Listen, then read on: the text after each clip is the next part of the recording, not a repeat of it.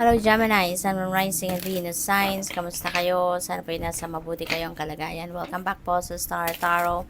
Kung bago kayo rito, welcome din kayo. Thank you for your support. I truly appreciate it. God bless you all. Gemini, for general life. No, pauna mensahe ninyo for general life, you have 7 of Pentacles. Ayan. So, parang you're about to harvest na, no? Malapit na kayong mag-harvest ng inyong bunga ng pagsisikap ninyo. Maybe you are checking, no, ngayon, kung ano na yung mga nangyari. Baka nagre-re-evaluate na kayo ng inyong sitwasyon. Maybe you are looking at your accomplishments, 'di ba? Or kung ano na yung mga ginagawa ninyo sa buhay, 'di ba? Lalo-lalo na, kunyari, this is related sa trabaho, related sa career ninyo. So, maybe you are thinking or maybe you are checking kung ano na yung epekto ng mga strategy ninyo, ano na yung epekto ng mga ginawa ninyo para dito sa kung anumang bagay na to, trabaho, karera ninyo, no? And maybe also, baka meron ng mga small successes kayo na makukuha na sa ngayon. Baka natutuwa din kayo rito na tinitignan ninyo ang mga effort, ang bunga ng effort na ginawa ninyo in the past. Kasi maybe you are seeing changes, no? Sa sitwasyon ninyo sa ngayon, baka nakikita ninyo na, nag-i-improve na to, 'di ba? O nagsisimula na tong maging maganda, maayos, no? Ang sitwasyon. Kaya maybe there is also an excitement while you are waiting for the big deal, no? You are waiting for the big time na resulta ng kung ano man ang ginawa ninyo, 'di ba? So, what else? We have Nine of Cups. Wow, napakaganda. So, Nine of Cups is wish fulfillment energy. This is happiness, this is joy. This is also time for falling in love, no? Para doon sa mga single pa na at wala pang jowa, baka ngayon magka-love life na kayo, 'di ba? Baka ngayon kasi, 'di ba, you were doing siguro personal development, as in ini-empower ninyo yung sarili ninyo, mas pinapaganda ninyo yung sarili ninyo, nag-glamorize siguro kayo, yung mga ganun ba? And yung all that effort na yan, maybe you are attracting talaga, no, people towards you. Kaya baka isa dyan sa maa-attract ninyo is yung baka merong magkakagusto talaga sa iyo romantically, no? So, pwedeng ganon. So, yung mga wishes ninyo, no? There is some wishes that are coming to fruition sa ngayon.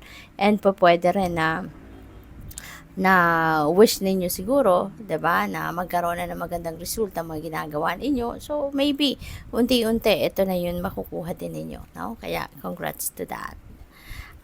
Kapag may sipag at tiyaga talaga, 'di ba? Magbubunga ang mga 'yan. Kaya ngayon, no, maaring nakikita nyo na or nagsisimula na kayong makita ang resulta ng inyong pagsisikap.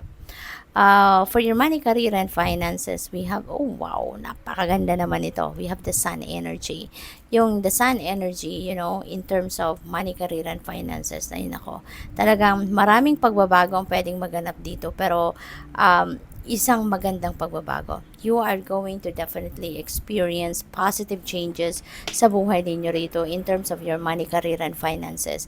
Meron ditong mga pagbabago sa dynamics sa trabaho or career ninyo, negosyo, no? Papunta kayo sa pag-asenso. Now, this is very optimistic energy, very uplifting, kaya magiging masaya ang mga pagbabagong magaganap sa buhay ninyo. These are like happy changes, and there are successes, no? Financial success, material success na makakamit ninyo sa ngayon sa inyong money, career, and finances. Kaya this is really very beautiful energy na mababalot kayo ng liwanag.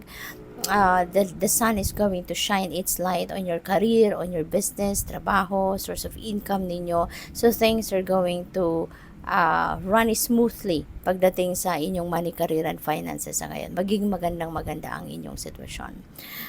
What else? We have Star, holy moly. So, si Star, this is a new beginning energy. This is also about wish fulfillment. Si Nine of Cups din, wish fulfillment, no? So, hindi lang isa siguro yung wish ninyo na magka-come to fruition sa ngayon. At saka, Sun tapos si Star. So, talagang liwanag, no? May liwanag na paparating sa inyo, Gemini. May liwanag na papasok sa buhay ninyo. Kaya this is really, really a beautiful thing. napakaganda ng energy na to, lalong-lalo na pumasok ito sa money, career, and finances. Kaya pagdating sa inyong kaperahan aspeto, provided that you have no negativity around you, no negative situations or negative thoughts, feelings, and emotions sa sarili ninyo, you can expect that good things are coming towards you, no? Kasi napakaganda, 'di ba? Meron din itong new beginning, meron din kayo siguro din magsisimula kayo ng bagong chapter sa buhay ninyo in terms of your money, career, and finances, na ito yung ikakatagumpay ninyo, no? Meron na kayong financial successes, material successes na pwedeng ma-achieve sa ngayon, and there will be more coming, no? So, good luck sa'yo. Sa inyong relationships naman, we have Two of Cups. Wow, napakaganda. So, pagdating din sa inyong relationships, napakaganda. There will be harmony, there will be more respect, there will be more love happening dito between the two of you.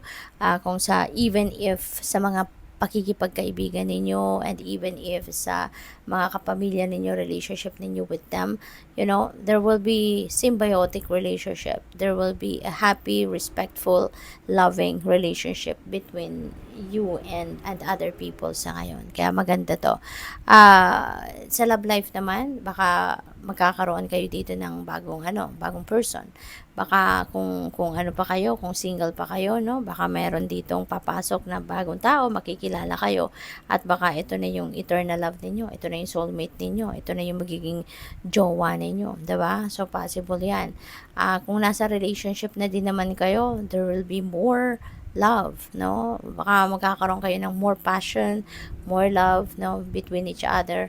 At kung mayroon din ditong hindi pagkakaintindihan, between you and your person, baka ngayon, no, magkakaayos na kayo. There will be reconciliation siguro, no, na magaganap. So, what else? We have Seven of Cups. Ayan. So, doon sa mga nanliligaw, no, sa mga merong manliligaw, maaaring hindi lang iisa, no, yung manliligaw ninyo. There will be choices kayo na kailangan pag-isipan. And twos also represents decisions, no? So, since meron tayong Seven of Cups and those are multiple opportunities, so maaaring multiple na manliligaw ang nandiyan dyan, no, sa inyong harapan, at baka yan ang kailangan ninyong pagpilian, no? Baka ganun ang sitwasyon dito for some of you.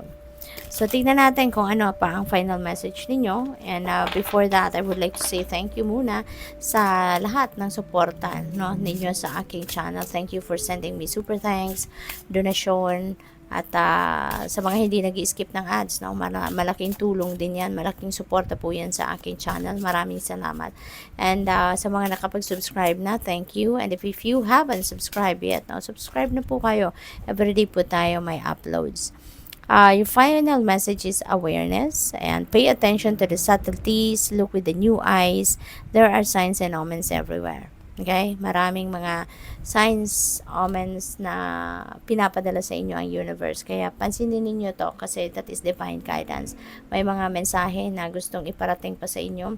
Other than this reading, may mga mensahe pa na gustong iparating sa inyo ang divine universe. And God is using signs, omens, and synchronicities, no? Kaya pansinin ninyo yan. Okay? God bless you. Thank you for watching. Love and light. Namaste.